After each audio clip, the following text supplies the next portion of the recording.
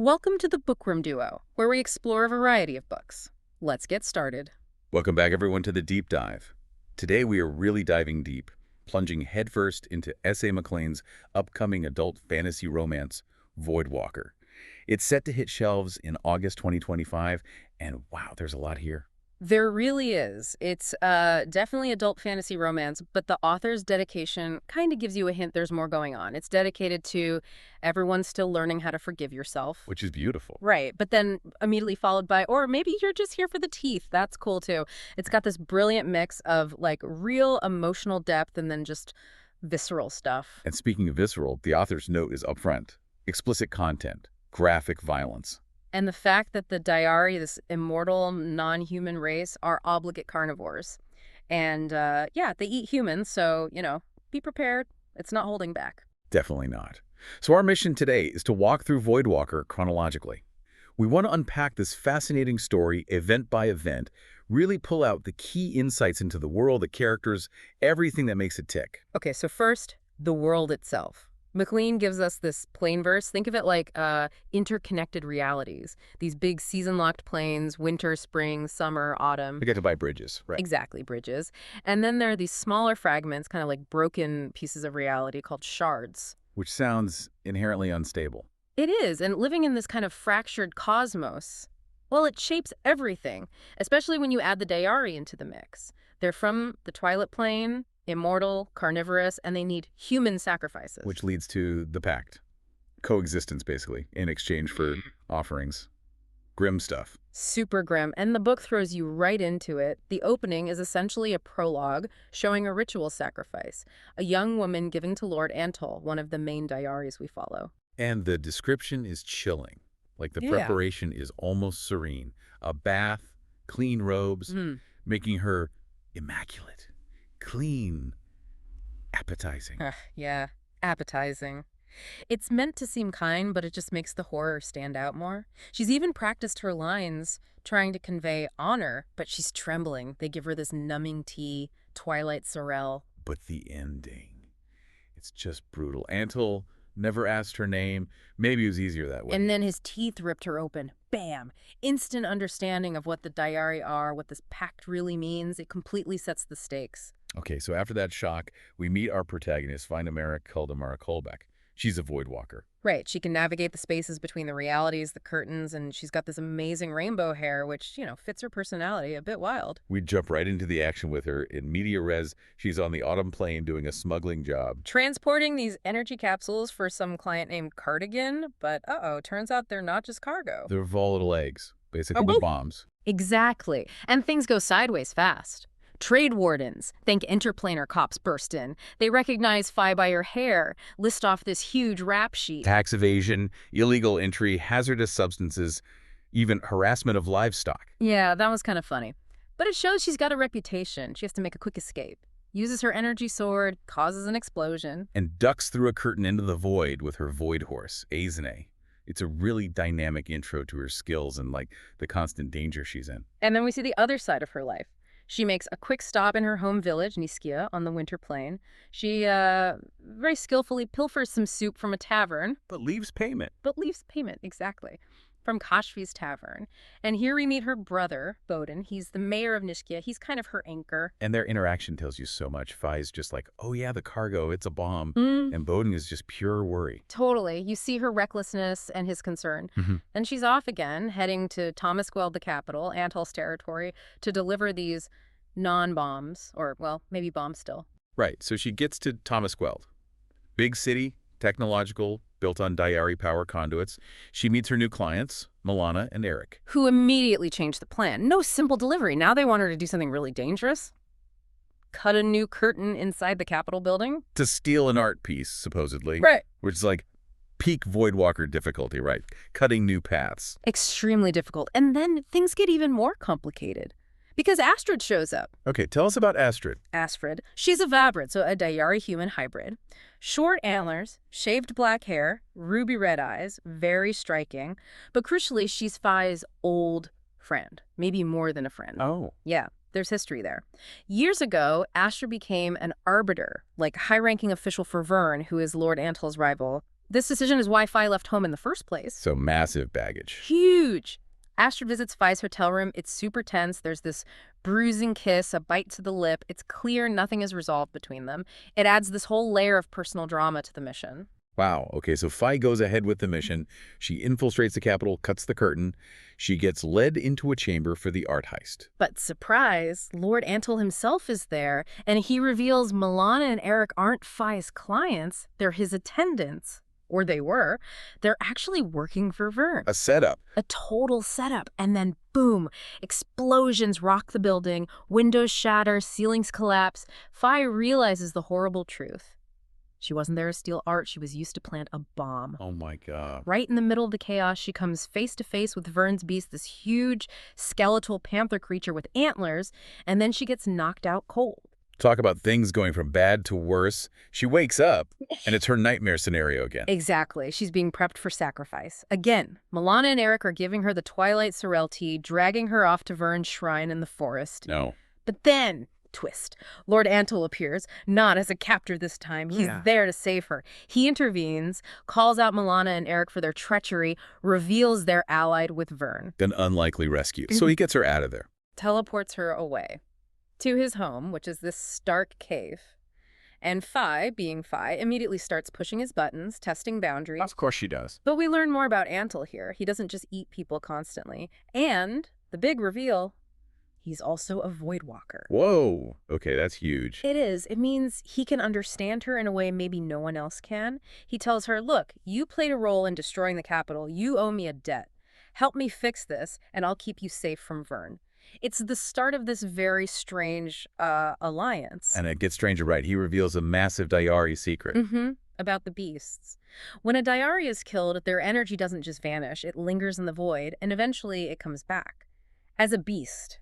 Feral, hungry, no reason left, just instinct. So that's why they generally avoid killing each other. It creates these monsters. Exactly. It's this incredible piece of world building connecting their immortality to this awful consequence. And Antal, his own arbiter, his attendants, they're dead or missing because of Vern's plotting. He's isolated, vulnerable. Okay, so now they're a team, sort of. What's the next move? They go to confront Vern and Astrid at Vern's fancy chateau. Vern basically demands Antal abdicate, hand over his territory. She's making her power play. And Fi has to watch Astrid standing there, loyal to Vern. Yep. Painful for Fi. Confusing.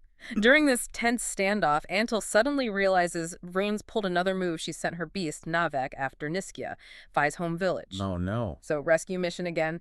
Antal grabs Fi, teleports them towards Niskia to try and stop it. Back in Niskia, Fi tries to warn everyone.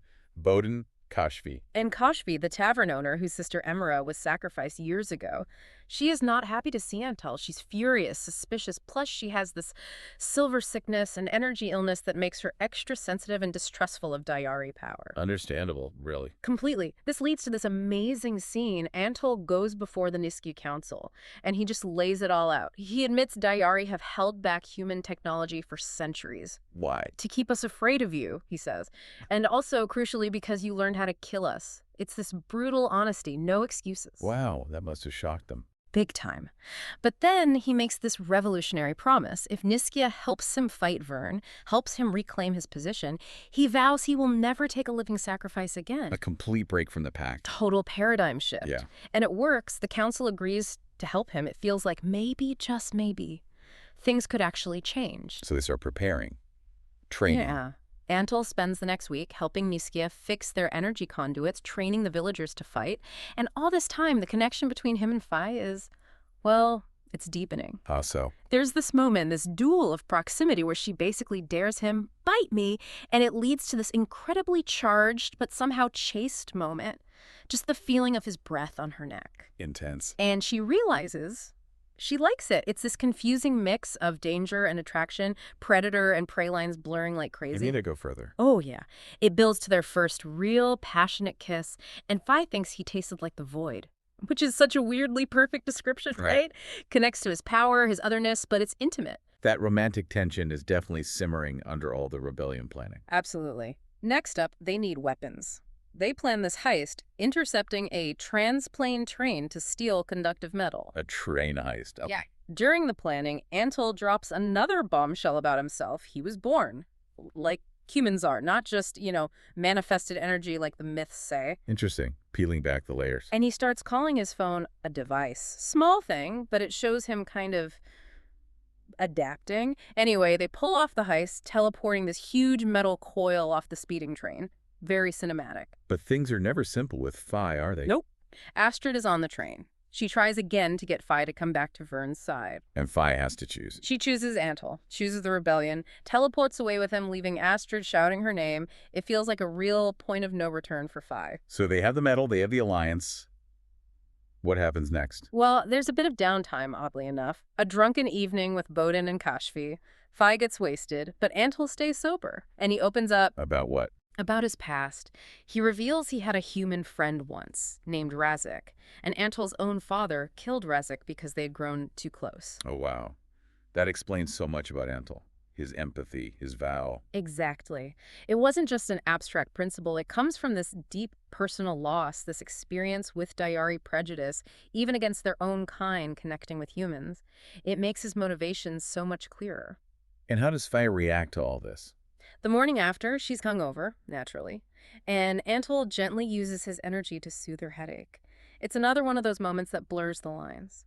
He tells her his type is bold, caring humans, like Razik, like her. Okay, things are getting serious between them. Definitely. There's banter, closeness. He even teases Kashfi, saying about Fi, I didn't eat her as promised, showing he's sticking to his vow. All right, the calm before the storm. The battle must be coming. It is. The rebellion begins. Vern's beast, Navek, attacks Niskya. And Astrid is there too, but she seems to be trying to protect Navek. She says the beast is afraid of Vern. Complicated relationships all around. Seriously. Antal organizes the evacuation, getting villagers to a safe house. He trusts Fi and the Niskya fighters to hold the line while he does that. Astrid has another tense moment with Fi, then flees. But the battle, it takes a toll, doesn't it? It takes a terrible toll. This is probably the most heart-wrenching part of the book. Fi gets back to the main square. It's devastated. And Bodin, her brother, he's mortally wounded. But in his last moments, he does something incredible. He gives Antal permission to feed on him. Not as a sacrifice. No. As a way to give Antal the strength he needs to beat Vern without breaking his vow, without harming other living humans. It's an ultimate act of love. He tells Fi he's proud of her, that he already forgave her for whatever she felt guilty about, and now she needs to forgive herself. Oh, that's just devastating. Directly connects to the dedication. Absolutely. And Fi is just shattered. Filled with grief and rage, she goes after Vern alone. Bad idea. Probably, yeah. Vern taunts her. But Fi fights back with her energy sword. Antal got it back for her earlier. She actually injures Vern, realizes maybe she's not invincible. But Vern has other tricks, right? Mind magic. Yeah. Vern corners her mentally. And Fi, desperate, does the unthinkable. She leaps into the void itself. The actual void, where humans can't survive. It's the very same. Yeah. It's this terrifying, empty place. But there, she encounters someone.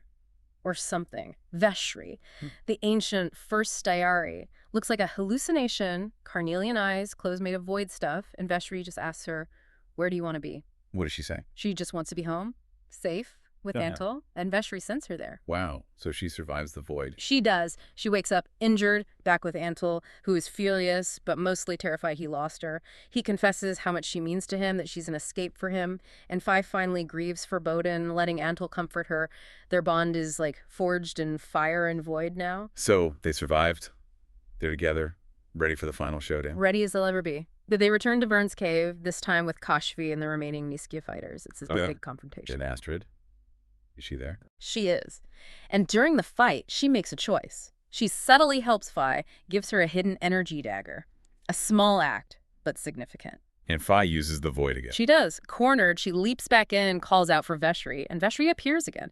Fi pleads for help, and Veshri intervenes, rendering Vern unconscious, telling Fi cryptically, nothing is ever truly lost. So Veshri is this, Deus ex machina, almost, but tied into the world's deep lore. Kind of, yeah. A very ancient, powerful force. So Vern is defeated. What happens then? Well, in the aftermath, Astrid makes another choice. She decides to stay with Nevek, the beast, to try and understand him, help him. It's complex. A path only she can walk, maybe? Yeah. Antal congratulates Fi. And Fi, Antal, and Astrid share this bittersweet hug, acknowledging everything they've been through, the different directions they're heading. Closure of a sort. Definitely. Yeah. Then Antal gets a message from his dad, who does not approve of any of this. But Antal's ready to go back to Thomaswell and rebuild.